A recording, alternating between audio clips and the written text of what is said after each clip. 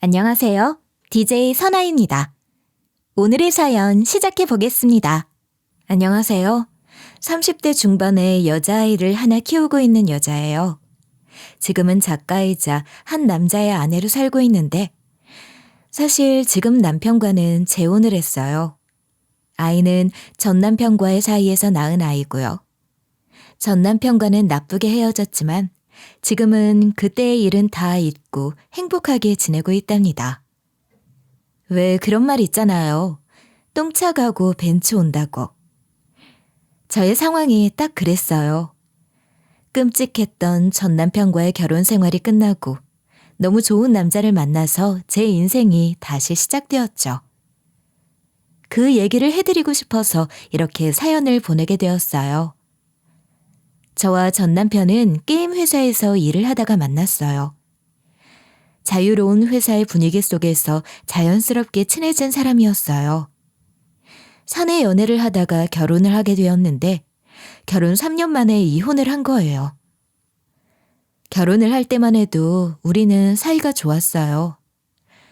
비록 저희 친정이 경제적으로 여유가 없는 편이긴 해도 우리 두 사람이 결혼하는데 전혀 문제가 되지는 않았죠. 하지만 남편의 태도가 아이를 낳고 너무 극명하게 바뀌더라고요. 솔직히 결혼할 때 니네 집에서 해준 게 뭐가 있냐? 우리 집에 비하면 처가가 딸리는 건 사실이잖아. 사사건건 우리 집이랑 비교하는 말을 해야 직성이 풀려? 그렇게 말하고 나면 당신은 마음 편하냐? 난 사실을 말한 거잖아. 처가 갈 때마다 그 비좁은 아파트 보면 얼마나 한숨 나오는지 알아? 이러다 내가 장인 장모 노후까지 책임져야 할까봐 무서워. 우리 집에서 당신한테 부모님 노후 부탁한 적 있어? 왜 말을 그런 식으로 해? 지금이야 그런 말 안 하시겠지. 근데 시간 좀만 더 지나봐. 분명 나한테 도와달라고 하실걸? 그러니까 장인어른도 퇴직했다고 놀지만 말고 일 좀 하시라고 해. 차라리 저에 대한 마음이 식었다고 하면 그렇게까지 기분이 수치스럽지는 않았을 거예요. 괜히 저희 부모님이 욕을 먹는 게 저는 자존심이 상하고 굴욕적으로 느껴지더라고요. 그게 그렇게 무서우면 나랑 갈라서면 될 거 아니야. 갈라서. 그러면 장인 장모 노후 걱정은 안 해도 되겠네. 진심으로 하는 말이야? 너 말로만 이혼 안 해 만에 하는 거면 나한테 그거 안 통해. 나는 이혼이라는 말 나오는 순간 정말로 이혼이야. 솔직히 당신 결혼한 지 3년 만에 얼마나 변했는지 알아? 나한테 막말도 너무 심하고 특히 당신이 우리 부모님에 대해서 함부로 말할 때마다 참기 힘들었어. 당신만 그래? 당신 어머님도 나한테 그런 식으로 말씀하시는 거 되게 불쾌하고 괴로웠어. 그리고 내가 한 번이라도 빈말로 이혼 얘기 입에 올린 적 있어? 나 진지하게 하는 말이야. 우리 이혼해. 그래. 듣던 중 반가운 말이다. 이혼해. 한 번 정한 일이니까 너도 나중에 절대 후회하지 마라. 결혼 생활 3년 만에 이혼을 하게 된 건 전 남편이 저랑 친정집에 대해서 말을 함부로 했기 때문이었어요. 전시댁이 부자는 아니었지만 저희 친정보다는 여유가 있는 편이었거든요. 그 차이를 갖고 절 얼마나 무시하고 말을 막 하는지 저는 2살배기 딸이 있는데도 이혼을 결심했죠. 전 남편도 이혼을 하자는 말에 저를 설득해서 말릴 생각은 조금도 없었어요. 오히려 혹이라도 떨어져 나갔다는 듯 굉장히 홀가분하게 생각하는 것 같더라고요. 차라리 잘 됐다. 요즘 시대에 애 있다고 이혼 안 하는 시대도 아니고 너희 둘 처음부터 그리 잘 어울리는 쌍은 아니었어. 그렇게 헤어지더라도 너무 원망하지 말고 너는 너의 수준에 맞게 잘 살도록 해라. 겨우 3년 결혼 생활한 거? 그거 아무것도 아니다. 괜히 내 아들 발목 잡지 말고 원망하지도 말고 살아. 심지어는 전 시모까지도 저희의 이혼을 반기는 분위기였죠. 합의 이혼이었는데 거의 쫓겨난 기분이었어요. 그런 전 남편과 전 시댁의 태도를 보면서 이혼하는 게 맞다는 확신이 들었죠. 그렇다고 아무렇지도 않은 건 아니었어요. 힘들었어요. 전 남편은 애도 저보고 키우라고 하더라고요. 남들은 이혼하면 양육권 문제로 다툰다는데 전 남편은 아이에게 워낙 무관심해서 그런 싸움은 애초에 일어나지도 않더라고요. 대체 이럴 거면 저랑 왜 결혼을 한 건지 이해가 안 되더라고요. 애는 얼마마다 보러 올 거야? 당신도 우리 애는 가끔씩 보러 와야 할 거 아니야. 그런 건 차차 정해. 뭘 그렇게 주기를 딱 정해놓고 봐. 자주 찾아갈 일은 없을 거야. 전 남편은 애를 보러 오겠다는 말도 똑바로 하지 않더라고요. 이 남자에게 여자라도 생겨서 이러나 싶더라고요. 어떻게 다른 사람도 아니고 자기 애한테 이렇게 무관심하고 차가울 수가 있는지 믿을 수가 없더라고요. 저는 전 남편의 태도가 딸에게 상처가 되지는 않을까 걱정이 되었어요. 그리고 저는 이혼을 하자마자 친정으로 들어갔어요. 당장 가진 돈도 없어 집을 구할 형편은 아니었죠. 일해. 요즘은 여자들도 무조건 일해야 돼. 애 혼자 키우려면 더더욱 일이 필요하지. 애는 내가 봐줄 테니까 걱정하지 말고 일자리 찾아봐. 너 결혼 전에 일한 경력도 있으니까 충분히 좋은 자리 찾을 수 있을 거야. 엄마한테 면목 없고 감사하고 그래. 나 꼭 돈 벌어서 내 힘으로 집 마련해서 나갈 거야. 다행히 저희 부모님은 그런 저를 기꺼이 받아주셨고 제가 일을 하겠다고 하니 아이도 봐주시겠다며 걱정하지 말라고 하시더라고요. 하지만 경력 단절녀인 저를 반겨주는 회사는 거의 찾아보기 힘들더라고요. 겨우 자리가 하나 생겼는데 IT 스타트업 기업이었어요. 스타트업 대표님 한 분, 남자 직원이 한 명 있는 아주 작은 소기업이었죠. 연봉도 당연히 높지 않았고요. 하지만 저는 일할 기회가 생겼다는 것만으로도 감사했어요. 저는 그곳에 취직했죠. 저는 열정이 가득했어요. 아이를 혼자 키워야 한다는 것뿐만 아니라 이혼하고 나서의 힘든 마음을 잊기 위해 일에 목숨을 걸었어요. 맨날 야근하는데 야근 수당도 못 챙겨주고 미안해요. 오늘은 일찍 들어가는 게 어때요? 안 돼요. 이번에 우리 회사가 새 사업 따내려면 오늘 밤은 새야 할 수 있어요. 저 절대 포기 못해요. 어떻게 대표인 나보다 더 열정적이에요? 일 못해서 죽은 귀신이라도 들었어요? 저는 지금 어떤 일이라도 매달려서 목숨을 걸고 싶어요. 제가 이혼한 지 얼마 안 됐거든요. 마음이 얼마나 힘들겠어요. 일에 매달려서 이 힘든 마음 다 잊을 거예요. 그리고 실제로 도움도 되고요. 이해도 되네요. 오늘 밤은 저랑 같이 세요. 직원이 밤을 새서 일을 한다는데 제가 어떻게 가만히 있을 수 있겠어요?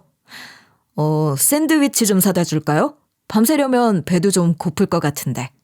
저는 회사가 새로운 사업을 얻기 위한 모든 업무에 진짜 미친 듯이 달려들어서 일을 했어요. 우리 회사가 잘 되면 잘 될수록 내 아이의 미래도 보장되는 거고 또 현재의 아픔에서 구원되는 길이라고 생각했죠. 그리고 정말로 일에 집중하는 게 전 남편과 전 시댁에 받은 상처를 잊는데 도움도 되더라고요. 저번에 지원한 사업 우리가 따냈어요. 밤새 일한 보람이 있네요. 진짜 우리 회사에 복덩이가 들어왔어. 이제 시작입니다. 저는 이걸로 만족하지 못해요. 제가 앞으로 어떻게 하는지 두고 보세요. 사업 다 따내고 대표님 떼돈 벌게 해드릴게요. 말만 들어도 든든합니다. 오늘은 우리 회식이라도 하는 게 어때요? 죄송하지만 전 회식할 시간이 없어요.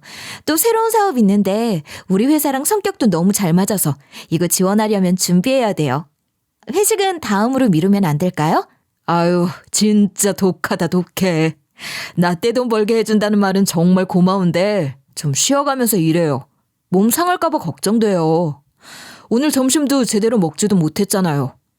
그러지 말고 오늘은 간단히라도 꼭 회식해요. 제 걱정하지 마시고 회사 걱정만 하셔도 돼요. 전 진짜로 괜찮으니까요. 저는 일하는 게 더 마음이 편해요. 그때 저를 보던 대표님 표정에 참 많은 감정이 담겨 있는 것처럼 보였어요. 저에게 고마워하는 것 같기도 하고 저를 안쓰럽게 보는 것 같기도 하고요. 하지만 그때는 대표님의 표정이 크게 신경이 쓰이지는 않았죠. 저는 해야 할 업무가 많아서 일만 하고 있었거든요. 내가 먹을 것 좀 사왔어요. 일도 좋지만 지금은 잠깐 멈추고 밥부터 먹어요. 남자 직원도 힘들다고 집으로 갔는데 그러다가 쓰러져요. 혼자 야근을 하려고 하는데 대표님이 음식을 사와서 저를 부르더라고요. 고된 업무에 다른 직원은 이미 퇴근을 한 상태였죠. 사실 그때는 제가 그렇게 힘든지도 모르고 지냈어요. 마음이 힘든 것보다 몸이 힘든 게 낫다고 생각하던 시기였거든요. 대표님은 식사에 민감하신가 봐요. 항상 샌드위치나 도시락 같은 걸 사오시더라고요. 무심코 물었는데 대표님은 한숨을 푹 쉬며 대답을 하더라고요. 처음에는 다 먹자고 하는 일인데 밥은 챙겨 먹어야지 하고 생각했어요. 근데 신경이 쓰여요. 몸도 자꾸 말랐는데 밥 한 끼 제대로 못 먹는 거 보면 마음이 아파요. 못 먹는 모습이 왜 이렇게 속상한지 나도 모르겠어요. 그러니까 나 속썩이지 말고 밥 좀 제대로 먹어요. 야근도 너무 오래 하지 말아요. 몸 상할까 걱정돼요. 제 몸 좀 상해도 회사만 잘 되면 전 괜찮아요. 회사가 더 빨리 잘 됐으면 좋겠어요. 회사는 천천히 잘 돼도 되니까 몸 챙겨요.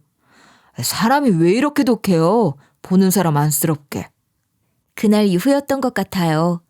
대표님과 단지 직원과 대표가 아닌 개인적인 얘기를 시작하고 좀 더 가까워지기 시작한 게요. 옆에서 본 대표님은 주변 사람도 잘 챙기고 그러면서도 자기 일에 철저한 사람이더라고요. 일도 잘하는데 사람도 잘 챙기니 정말 괜찮은 사람이라는 생각이 들었어요. 이런 사적인 얘기 어떠실지 모르겠는데 대표님은 맨날 야근하면서 연애를 어떻게 해요? 글쎄요. 이렇게 야근하면서 지금 데이트하고 있잖아요. 전 지금도 좋은데요?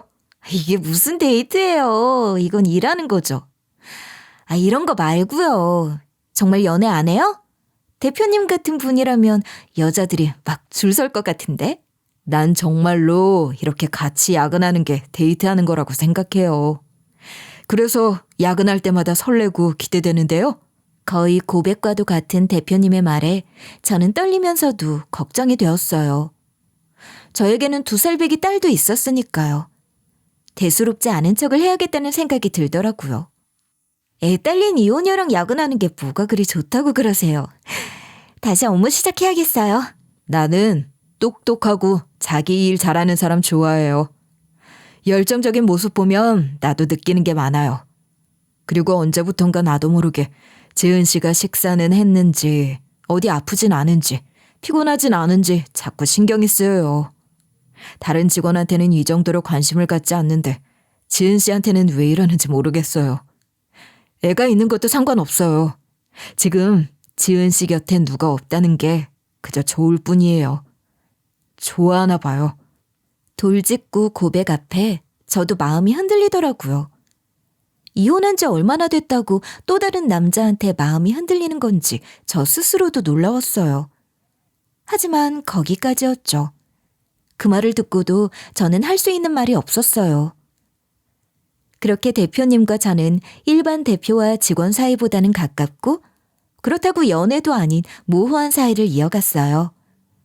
둘이 매일 같이 야근을 했는데 함께였기 때문인지 그 시간이 즐겁기까지 하더라고요. 그런 우리의 노력 덕분인지 회사는 놀랍게도 여러 사업을 따내며 승승장구했어요. 그렇게 2년이라는 시간이 지나니까 법인 회사로 전환할 만큼 엄청나게 성장했죠. 이게 다 지은 씨가 매일같이 야근한 덕분이에요. 고맙고 미안해요. 그동안 너무 고생 많았죠? 이제 직원들도 더 들어오고 자금 확보도 잘 돼서 우리 회사 걱정 없어요.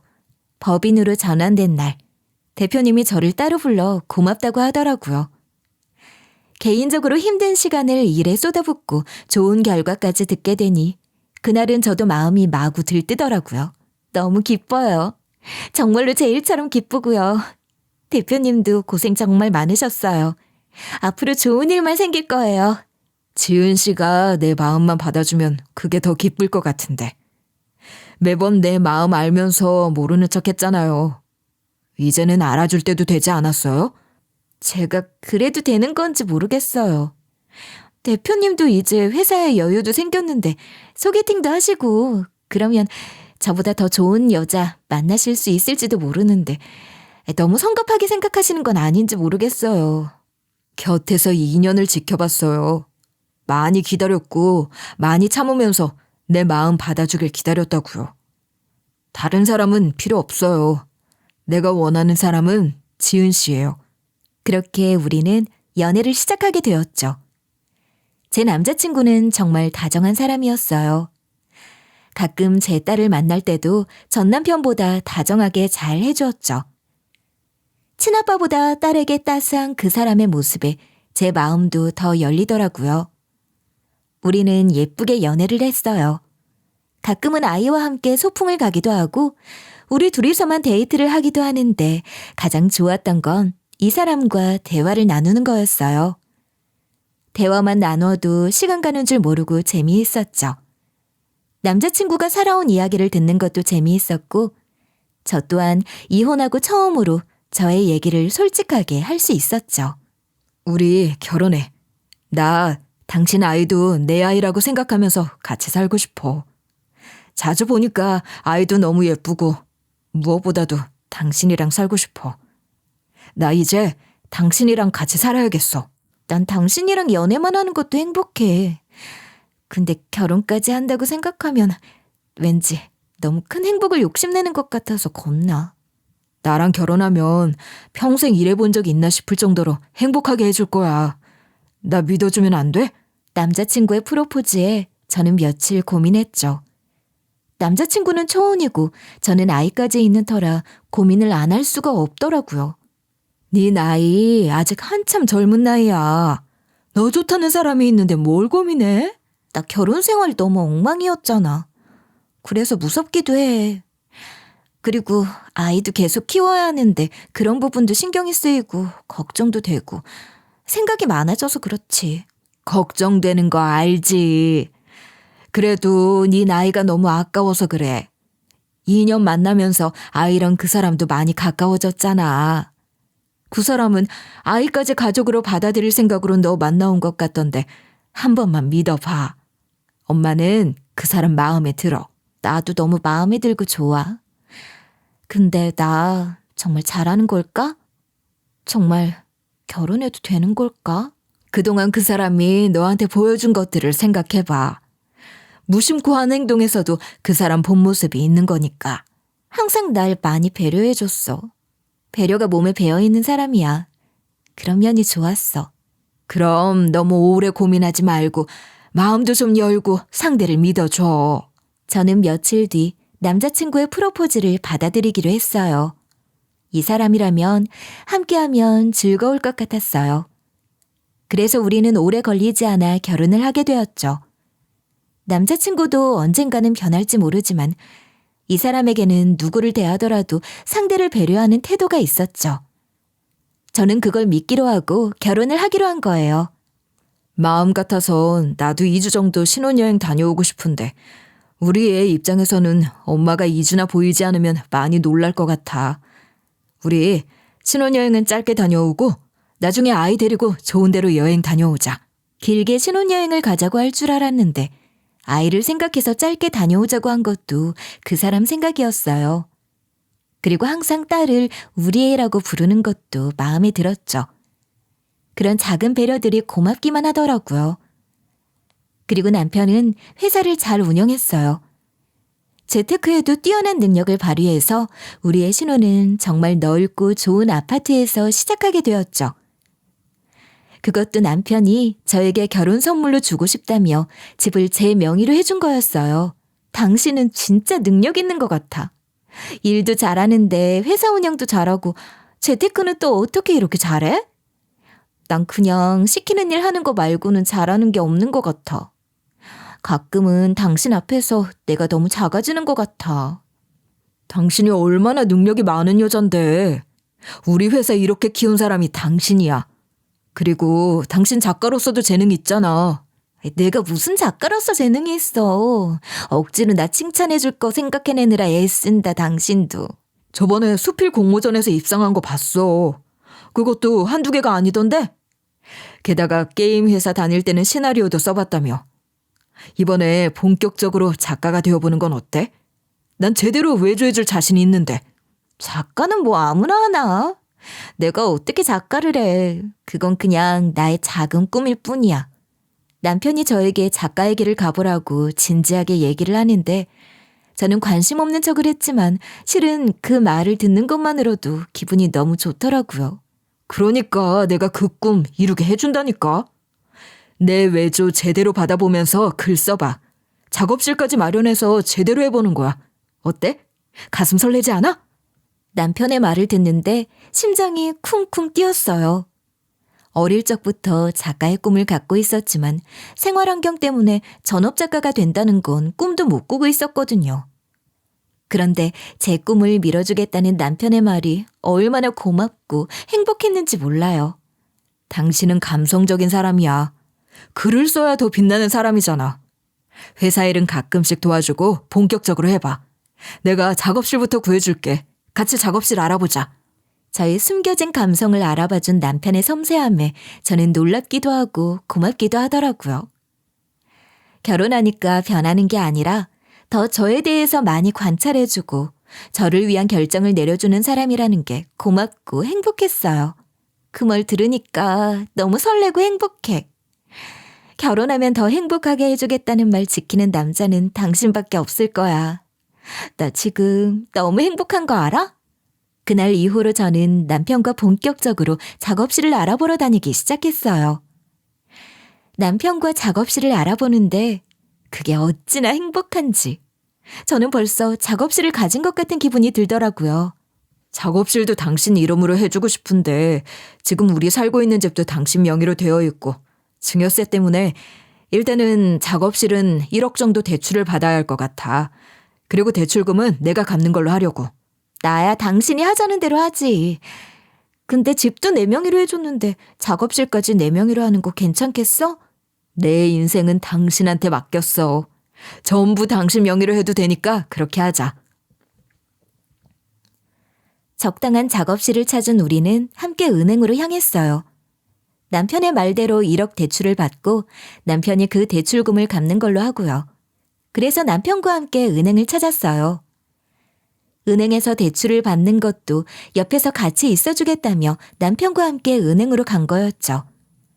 그런데 은행에 갔다가 대기석에서 낯익은 얼굴을 발견한 거예요. 전 남편이었죠. 하필이면 왜 이런 상황에서 그 사람을 만났는지 이 우연이 원망스럽더라고요. 마지막이 좋지 않았기 때문에 아는 척할 생각은 조금도 없었죠. 다행히 전 남편도 저와 남편을 발견했지만 딱히 아는 척을 할 생각은 없어 보이더라고요. 그렇다고 불편한 마음이 없어지는 건 아니었지만 그나마 다행이었죠. 이 사람 이름으로 대출을 받으러 왔습니다. 1억 생각하고 있고 우리 와이프가 대출을 받을 건데 어떤 대출을 받으면 좋을지 알려주세요. 남편이 은행원과 상담을 하는 사이 전 남편이 저희를 유심히 보는 게 느껴지더라고요. 남편이 하는 말까지 귀 기울여 듣고 있더라고요. 그 모습이 거슬렸지만 애써 무시하려고 했어요. 어쨌든 전 남편은 그렇게 저희가 보는 업무에 귀를 기울이는 것 같더니 사라졌고 저는 그제야 보기 싫은 얼굴이 사라져서 괜히 안심이 되었어요. 자, 이제 당신 작업실 생기는 거야. 우리 작가님 좋은 글 많이 써주실 거죠? 당신이 구해준 작업실인데 좋은 글 많이 쓰기 위해 열심히 노력해야지. 고마워. 작업실은 정말 생각지도 못한 일이었어. 당신 덕에 내 오랜 꿈을 이루게 될 수 있을 것 같아. 업무가 끝나고 남편과 저는 은행을 나섰어요. 남편은 제 작업실이 생긴다는 사실에 자기가 더 즐거워하고 있었어요. 저도 전 남편이랑 마주친 불쾌한 일은 잊고 남편과 웃으며 은행을 나오는데 누군가 우리 앞으로 가로막고 서더라고요. 너 연애하냐? 애 딸린 이혼녀 주제에 연애도 하고 재주도 좋다. 이 사람도 너 이혼녀에 애도 있는 건 아냐? 전 남편이었죠.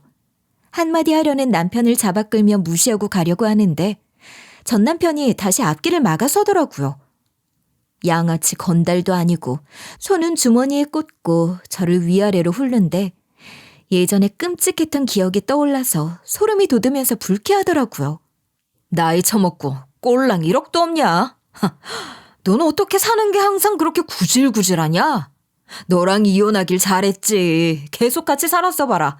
나까지 구질구질한 인생 살고 있었겠지. 이봐요. 당신도 알아요? 이 여자가 가진 것도 없는 여잔지. 뭐 하는 사람인지는 몰라도 잘못 걸린 겁니다. 괜히 인생 날아가고 싶지 않으면 저 여자한테 얼른 도망쳐요. 저도 당해보고 해주는 얘기입니다. 원래도 막말을 하는 사람이었지만 듣고 봐주기 힘들 정도더라고요. 아까부터 우리가 은행에서 무슨 업무를 보나 궁금해하더니 1억 대출을 받는 얘기를 듣고 시비를 거는 거였죠. 저는 굳이 앞길까지 막으며 시비를 거는 전 남편 놈이 이해가 되지 않더라고요. 근데 생각해보니까 우습더라고요.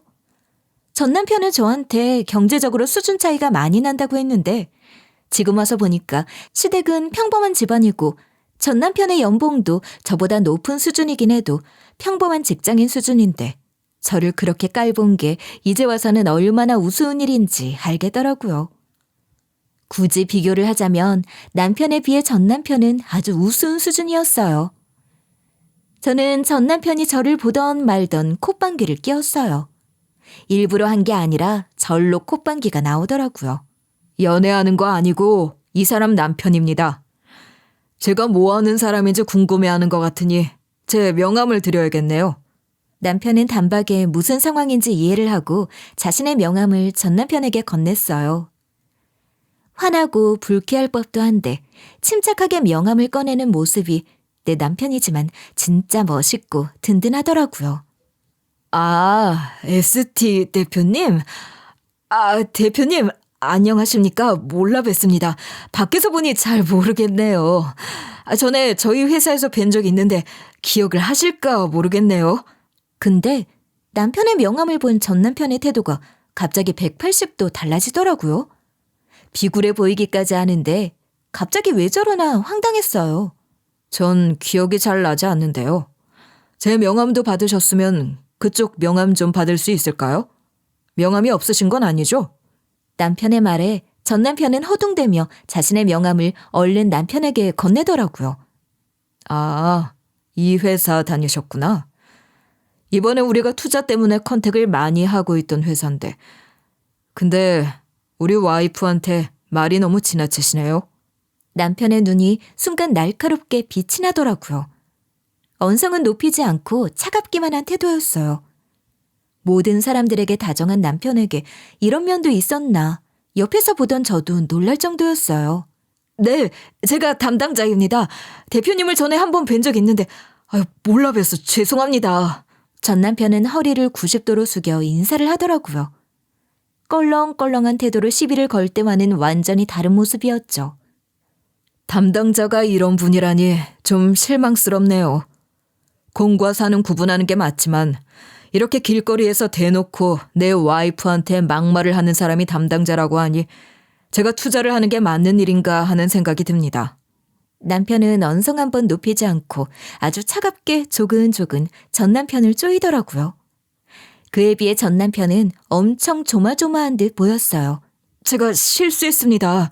원래 이런 실수 안 하는데 제가 잠시 미쳤었나 봅니다. 남편의 말에 전 남편은 얼굴이 사색이 되어 변명을 하더라고요. 그 모습을 보는데 전 남편 놈이 우습고 비참해 보이더라고요. 먼저 시비만 걸지 않았어도 이런 일은 없었겠죠. 지가 자초한 일에 쌤통이라고 생각했어요. 내일 회사에 가서 전하세요. 투자는 없던 일로 할 거니까 다른 투자자 알아보라고. 그건 안 됩니다. 저 회사에다가 그렇게 절대 말 못합니다. 제발 오늘 일은 잊어주시고 저희 회사 한 번만 살려주세요. 전 남편이 애걸복걸을 하더라고요. 저는 한 번 얘기한 일에 대해서는 절대 번복하지 않습니다. 이만하면 제 뜻은 분명히 전달이 된 것 같은데요. 더는 얘기하고 싶지 않습니다. 남편이 딱 부러지게 말을 하니까 전 남편은 거의 엎드릴 기세였어요. 대표님, 그래도 이건 아닙니다. 이러시면 안 됩니다. 투자권은 여기서 이렇게 결정할 일이 아니지 않습니까? 저도 이렇게 길바닥에서 투자권에 대해서 결정하게 될 거라고는 상상도 못했습니다. 제가 잘못했습니다. 사모님, 제가 크게 실수했습니다. 죄송합니다. 정말 죄송합니다. 불안함을 느낀 전 남편이 저에게까지 90도로 고개를 숙여 사과를 하는데 정말 못 봐줄 광경이더라고요. 그 모습마저도 정말 보기 싫더라고요. 투자는 안 합니다. 내일 회사에서 공식적으로 입장 밝힐 겁니다. 그런 줄 아세요. 제발 저를 봐서라도 한 번만 기회를 주세요. 제가 대표님인 줄 알고 그랬겠습니까? 우리 부부를 길바닥에 얼마나 오래 세워둘 생각입니까? 지금도 충분히 불쾌하니까 더 불쾌하게 하지 않으셨으면 좋겠습니다. 남편의 말에 전 남편은 몇 번이나 머리를 조아리더니 도망치듯 그 자리를 떠나더라고요. 당신 전 남편이지? 당신한테 말 함부로 하는 거 보니까 나도 참을 수가 없어서 그랬어. 혹시 내가 너무했다고 생각해? 전 남편이 자리를 떠나자 남편은 다시 다정해진 목소리로 제 의사를 묻더라고요. 전혀. 난 그 사람이랑 말도 섞고 싶지 않았는데 당신이 다 해결해준 느낌이야. 투자건은 당신 회사에 도움이 되는 방향으로 해요.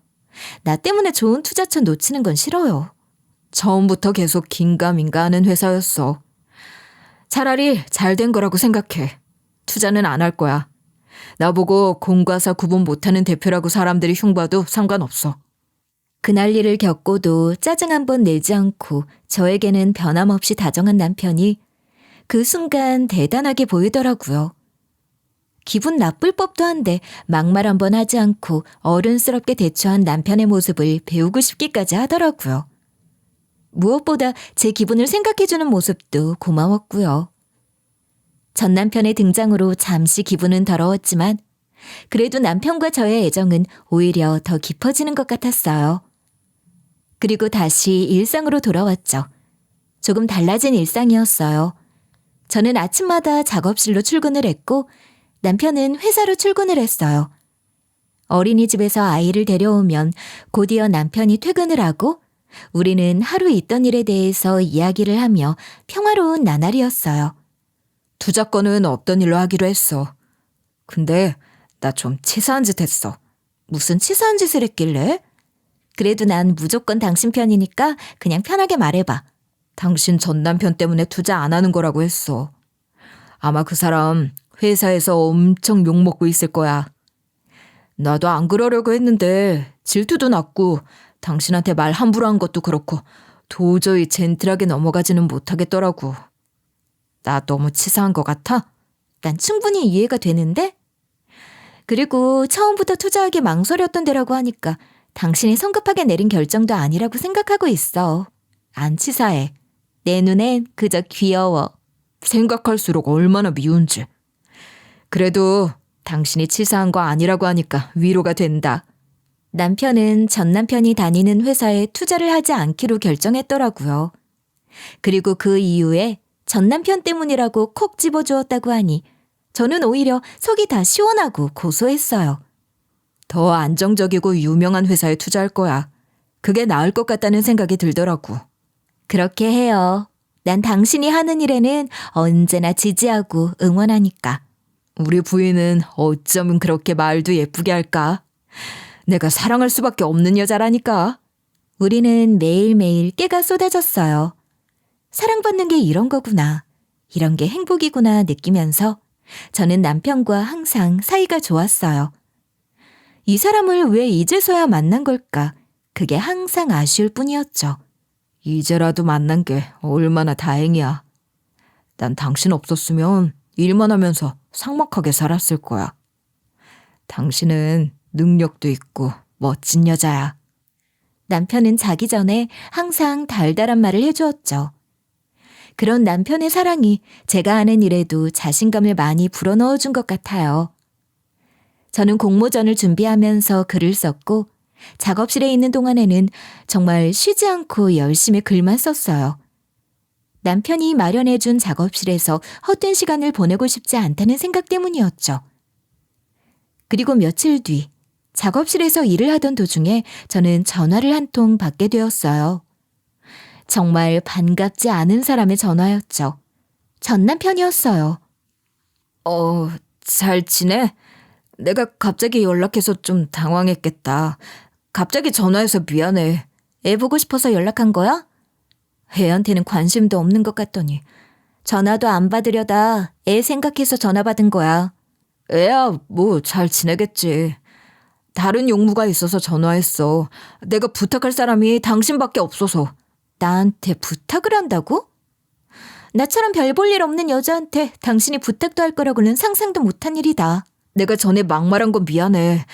대표님한테 실수한 것도 계속 후회하고 있어. 정말 미안해. 상관없어. 어차피 투자도 안 하기로 했으니까 그걸로 됐어. 우리 부부는 그 일에 대해서 더는 생각도 안 하고 있어. 그 투자 말이야. 다시 생각해주면 안 될까? 우리 회사는 그것만 바라보고 있었어. 지금 상황에서는 우리 회사 너무 어려워져. 나 미운 거 아는데 그래도 대표님한테 당신이 잘 말해서 투자 다시 생각해보시라고 말 좀 해주면 안 될까? 나도 지금 고민 많이 하다가 연락하는 거야. 남편의 사업에 대해서는 내가 끼어들어서 이래라 저래라 하고 싶지 않아. 용기 내서 전화한 거일 텐데 도움이 못 돼줘서 미안하다. 실은 하나도 미안하지 않았죠. 근데 너 이혼한 지 얼마 되지도 않아서 어떻게 그렇게 빨리 재혼을 했어? 넌 재혼하려고 마음먹을 때 내 생각 나지도 않던? 당연히 안 났지. 당신 생각을 내가 왜 해? 내가 어떤 무시를 당하면서 그 집이랑 인연을 끊게 됐는지 당신도 기억할 거 아니야. 난 솔직히 네가 평생 나만 생각하면서 살 줄 알았어. 나도 그 당시에는 권태기였고 조금 더 안정되면 다시 너한테 가려고 했어. 말도 안 되는 헛소리 좀 하지 마. 그 말 듣고 내가 뭐 감동이라도 해야 돼? 권태기? 나는 권태기 없었는 줄 알아? 당신은 애한테도 관심 없었어. 이혼하고도 애 보고 싶다고 연락한 게 몇 번이나 되는데 애가 당신 기억이나 할지도 모르겠다. 근데 상관없어. 남편이 친아빠보다 더 다정하게 애랑 잘 지내. 그래서 너 지금 행복해? 문득 내 생각 나지는 않아? 난 네가 딴 남자랑 은행에 들어오는 거 보는 순간 눈이 뒤집히는 줄 알았어. 그날 이후로 네 생각이 너무 많이 나서 진짜 힘들어. 나는 당신이랑 결혼해서 사는 동안 미치도록 힘들었어. 우리 부모님까지 욕했던 거 기억 안 나? 이런 대화도 솔직히 너무 불편하다. 우리 가끔이라도 연락하면서 지내면 안 될까? 당신이 너무 그리워서 못 참겠는 그런 날 내 전화 잠깐만 받아주면 안 돼? 솔직히 나도 내가 나쁜 놈인 거 아는데 내 가정 뺏기고 나니까 너무 괴롭고 내 소중한 가정이 사라졌다는 게 미치도록 힘들어. 말은 똑바로 해야지. 가정을 언제 빼앗겼다는 거야? 가정을 내버린 건 당신이었어. 잊었어? 그래, 내 잘못으로 그렇게 된 거 이해해. 그래도 나 애 아빠잖아. 우리 가끔 당신 남편 몰래 통화하고 그러자. 부탁이야. 전 남편이 완전히 미친 소리를 하더라고요. 불륜이라도 저지르자는 말처럼 들려서 저는 화들짝 놀라고 소름이 끼쳤어요. 미쳤어? 내가 왜 그런 짓을 해? 이렇게 길게 대화하는 것도 이번이 마지막인 줄 알아. 다시는 이런 전화하지 마. 애가 보고 싶다고 하면 못 만나게 할 생각은 없어. 하지만 애가 보고 싶으면 이제는 내 남편한테 전화해서 말해. 지금 너무 기분 더럽다. 내가 그렇게 싫은 거야? 그래도 우리가 살 부대끼며 산 날이 있는데 어떻게 그래? 그건 이혼하기 전에 생각했어야 하는 문제 아닌가? 더 얘기하기 싫으니까 전화 끊자. 전화는 그렇게 끊었어요. 전 남편으로부터 몇 번이나 전화가 더 오긴 했지만 저는 절대로 받지 않았어요. 어떻게 저런 인간이랑 3년이나 결혼 생활을 했는지 그때 제 자신을 이해할 수 없더라고요. 그날 밤 저는 남편에게 전 남편으로부터 연락이 왔었다고 말했어요. 나한테 투자건으로 부탁하려고 전화했다고 하는데 헛소리도 했어. 그래서 다시는 그 전화 받지 않으려고. 그리고 애가 보고 싶으면 당신한테 연락하라고 했어. 무슨 헛소리를 했는데? 당신이 다시 돌아왔으면 좋겠다. 뭐 그런 말 한 거야? 솔직히 이런 얘기 해봐야 당신 기분만 나쁠 테니까 말 안 할 생각도 했는데 난 당신 모르게 전 남편이랑 통화하고 이런 짓 절대 하고 싶지 않아서 얘기했어. 이제 전화 안 받을 거야. 그래서 당신한테 얘기하는 거야. 잘했어. 물론 당신에게 그런 일이 있었다는 게 기분이 좋은 건 아니지만 나한테 말해주는 게 더 잘한 일인 것 같아. 말해줘서 고마워. 난 이렇게 솔직히 말해주는 게 나를 믿어주는 것 같아서 더 좋아. 미안해. 이런 일로 당신 신경 쓰이게 만들어서. 당신 기분 나쁜 거 싫은데. 미안하긴 뭐가 미안해. 질투는 나지만 난 당신이 처신을 잘한 게 예쁘기만 한데? 남편이 절 꼭 안아주더라고요. 평소보다 더 세게 끌어안는데 느낌이 싫지는 않았어요. 난 당신 만나서 행복해졌어. 그 전에 지냈던 날들도 다 잊혀질 만큼 행복해. 나한테는 당신밖에 없어. 이 행복에 조금이라도 방해가 될 것 같으면 다 피할 거야. 나도 이 행복을 지키기 위해서라면 뭐든 할 거야. 아, 근데 열받긴 하네. 그 회사는 절대 투자할 일 없을 거야. 아우, 그 자식 진짜 한 대 때려주고 싶다. 남편과 저는 같이 까르르 웃었죠. 그 일이 있고 나서도 전 남편이 며칠마다 전화를 걸어왔지만 받지 않았어요. 계속 받지 않으니 더는 연락도 오지 않더라고요. 잘된 일이었죠. 나다. 너 아주 돈 많은 남자 하나 꼬셔가지고 우리 손녀 데리고 살고 있다며? 너 감히 내 손녀를 개부랑 살게 해? 네가 아주 겁도 없지? 전 남편의 전화만 무시하면 될 줄 알았는데 생각지도 못했던 사람에게 전화가 왔죠. 전시모였어요. 제 딸에게 이렇게 관심이 많으신 줄은 몰랐네요. 평소에는 관심도 없더니 제가 재혼했다니까 이제서야 관심이 생겨요? 네가 감히 내 아들을 배신하고 내 손녀를 개부랑 살게 했는데 내가 가만히 있을 수 있냐?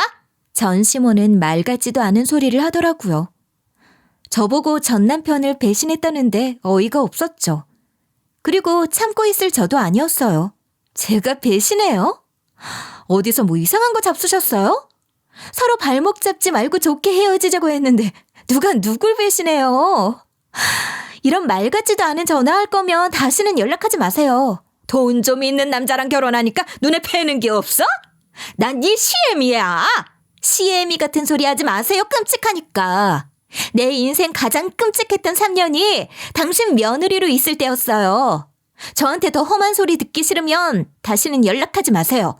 화가 나서 몸이 부들부들 떨릴 정도였어요. 어른이고 뭐고 그때는 곱게 말하고 싶은 생각이 조금도 들지 않더라고요. 내 아들 지금 힘들어. 회사에서도 힘들고 마음도 다쳤어. 아이라도 내 아들 곁에 있게 해줘라. 제가 전화를 끊으려 하자 전시모가 다급하게 말을 하더라고요. 전 남편이야 힘들게 지내던 말던 제 알바는 아니었죠. 양육권 진작에 포기한 게 누군데요? 내 애 넘봤다간 가만히 안 있을 거니까 다시는 연락하지 마요. 저는 그렇게 전화를 끊었어요. 뜬금없는 전시모의 연락에 솔직히 어이도 없고 화도 났지만 일단 전화번호를 차단했죠. 혹시 몰라서 딸이 어린이집을 마칠 시간 전에 미리 가서 아이를 기다렸어요. 다행히 전시댁 식구들이 나타나서 아이를 데려가려 한다거나 하는 일은 없었죠. 그래도 혹시 몰라서 한동안은 경계하면서 지냈더니 남편이 딸아이에게 어린이집 다닐 때 함께할 기사를 붙여주더라고요. 그러니 좀 안심이 되긴 하더라고요. 남편이 여러모로 같이 신경을 많이 써줬죠. 남편도 전시댁에서 우리 딸을 노릴까봐 굉장히 신경이 곤두선다고 하더라고요. 그 집에서 우리 애 데려가려고 하면 나 진짜 가만 안 있을 거야. 아는 변호사 전부 동원해서라도 절대 그렇게 못하게 할 거니까 걱정 마. 내 딸은 내가 지킬 거야. 남편의 말이 얼마나 힘이 되었는지 몰라요. 남편도 아이와 정이 많이 들어서 정말 아이의 아빠가 되어 있었거든요. 남편의 노력 덕분인지 다행히 아무 일도 일어나지 않았어요. 여전히 아이의 안전을 위해 조심하고 있지만 우리는 조금은 마음을 놓을 수 있었죠. 그리고 요즘에 저는 계속 작업실에서 일하고 있고 남편의 사업은 계속 번창하고 있어요. 남편은 최근에 전망이 좋은 회사에 투자를 한 게 크게 이익이 났다고 하더라고요. 저는 아직 이렇다 할 성과는 내지 못하고 있지만 남편의 응원에 열심히 힘을 내고 있는 중이고요. 그래도 조바심은 내지 않아요. 재혼을 하고 저에게 일어난 가장 큰 변화는 자신감도 생겼고 스스로를 초라하게 여기지 않게 된 거예요. 저는 능력 있는 사람이고 사랑받아 마땅한 사람이다라는 생각을 하게 되었거든요. 그래서 마음 편히 먹고 제 글을 쓸 수 있게 된 것 같아요. 앞으로도 계속 이렇게 행복하게 살기 위해 남편과 대화도 많이 나누고 표현도 많이 하면서 잘 지낼 거예요.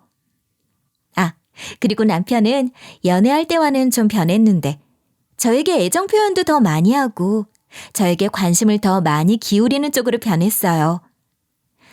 사랑은 변할 수밖에 없는 거라더니 이런 변화도 있더라고요. 남편의 사랑을 많이 받아서 그런가 요즘엔 예뻐졌다는 말도 많이 들어요. 저도 남편에게 더 좋은 아내가 되기 위해 항상 노력 중이고요. 여기까지가 제 사연이에요. 지금까지 제 얘기를 들어주신 분들께 감사합니다. 오늘 하루도 좋은 일이 많이 있으시길 바랄게요. 모두 행복하세요.